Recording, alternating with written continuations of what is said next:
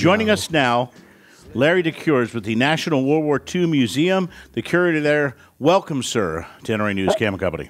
Well, thank you very much. Larry, Glad to be here. It's so good to have you. First of all, I was telling the guys earlier, Larry, I was in your town in beautiful New Orleans over the weekend, and I like to go on TripAdvisor to see what cool things are there. And honestly, sir, I don't know if you hear this from other people.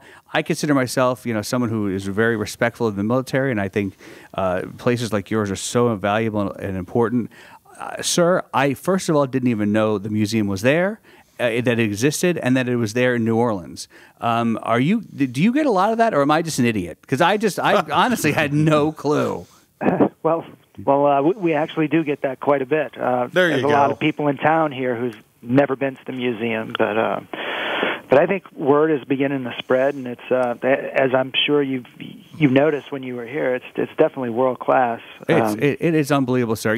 Before we go on, we were talking about this, and Eric Price, producers here, one of our producers here with us here on NRA News, he shared with us a picture of his grandfather, and it's a picture that's blown up there at the D-Day Museum. Let's show it real quick.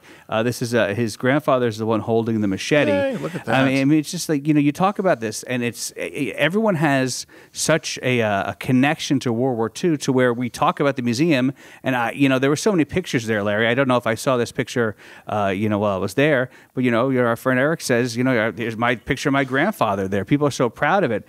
And there was World War II veterans there. There were people who were dressed up in the uniforms at the time. I mean, really, it's one of the most special places. I honestly, I can't. Hyperbole doesn't even cover it. What an impressive, beautiful place you've got there. Well, I mean, that's really quite a compliment, and thank you very much. I mean, we've been working really hard to get it to what it is today, and there's still more to come. We have another gallery opening next December, which is going to cover the Pacific Campaign, and then next to that, we're going to build a new Liberation Pavilion, which is going to cover the end of the war and the reckoning that occurred afterwards.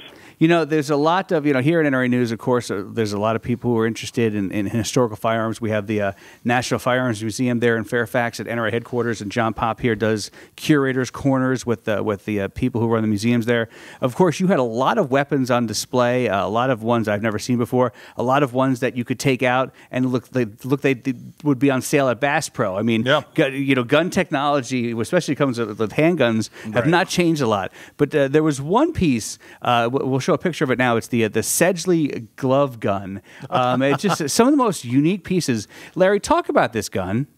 Well, that's a very interesting piece. And if anybody's seen the Quentin Tarantino movie *Inglourious Basterds* a few years ago, they actually used it in that movie. It's a heavy leather work glove with a single-shot .38 caliber pistol riveted to the top of it. There's a plunger on the end that acts as the trigger. In order to fire that weapon, you have to strike your target. You got to be really close to use it. And actually, it was designed for Navy construction battalions, so they could operate a piece of heavy equipment such as a bulldozer while they're, building these airfields we needed on these islands. Usually, they're right up against the wood line there, and Japanese holdouts would come out of the tree line there and jump on their equipment and kill the Seabee, operating. Sure. So that's what that was designed to prevent. One of the things too, Larry, about the museum was the 4D movie narrated by Tom Hanks, which it's like I was saying to the guys earlier, it's Disney Imagineering, whatever they call it, Imagineering. Yeah. I mean, it was such a well done presentation where the chairs move and you got fake snow coming down. But some of the most vivid images to me from that the presentation were the flamethrowers, and you had a flamethrower on display. Maybe you had more than one, but I saw one there at the museum. How old is the technology of the flamethrower, and what role did it? What was its role in World War II, especially over there in the Pacific Theater? Well, I mean, the flamethrower it had been around since World War I, but I mean, it was ideal for burning out heavily fortified pillboxes and things of that nature. In the Pacific, it was it was an essential piece of equipment. And on Iwo Jima, where behind every rock was a fortified, dug-in position, they used them as in three-man teams as bunker buster outfits, and the flamethrower definitely was a lifesaver for us, at least. Literally. In the Pacific. Yeah. We're speaking with Larry Decuers, the National World War II Museum curator. And Larry, I was not as lucky as Cameron, did not get to visit the museum, but as we've been speaking, been looking at the website, nationalww2museum.org, and this museum is spectacular. It really is. So tell us quickly, when did the museum open? Well, the museum originally opened in the June 6, 2000, when it was, but it opened as a National D-Day Museum. Yes. And this was established by, Dr. Stephen Ambrose.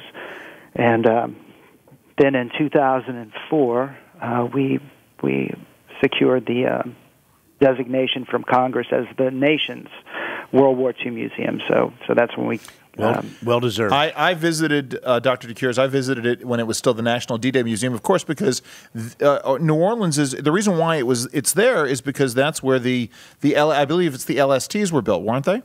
Well, it was the LCVPs. LCVTs. Thank you. The landing craft vehicle personnel. Yeah, the small amphibious landing craft. The ones that were used in D-Day. That was produced by Higgins Industries. Yes, sir. It is a fantastic museum. Let me ask you, where do you get your po' boys in New Orleans? Domelices. Excellent.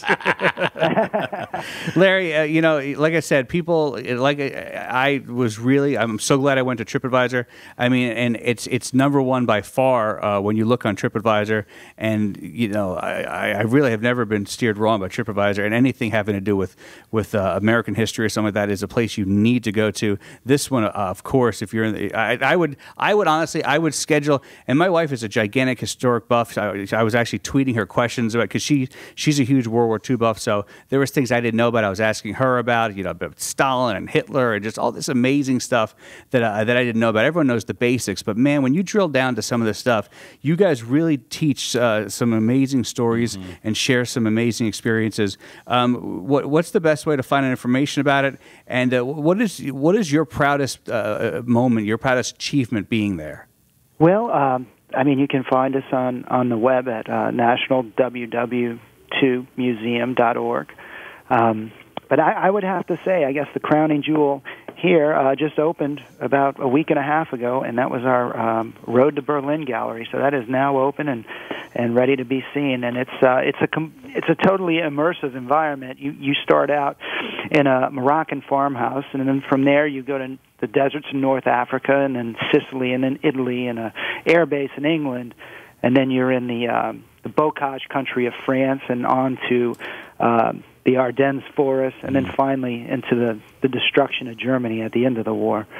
So there's tons of content in there. There's audio-video pieces playing. There's along with the labels and the text panels. It's just it's going to take you a couple days to go through it, I think. Yeah, I had just a few hours there, Larry, and I swear there's no possible way I could have seen it all. Like I said, I'm going to work on a trip to come back with my wife to see it. I absolutely, if you're anywhere close to New Orleans, I would implore you to go, and I would even make a trip to see it, because if you are, and I know a lot of people who watch and listen to this program are very interested in the military. Cam Edwards is very big on history with the History Files on the show. This is a place that I could not recommend more. It is beautiful. It is well done. It is touching. The piece of the World Trade Center when you walk in, just at the front door, Larry, is as emotional as it gets. You haven't walked into the freaking building yet, and you already get people. So congratulations on everything, and really thanks for your time here tonight, and congratulations on what you got going on down there. Thank you, sir. Thank you so much, and thank you for having me. I really appreciate it. Thank you. It's our honor. Larry Decuers, National World War II Museum down there in New Orleans.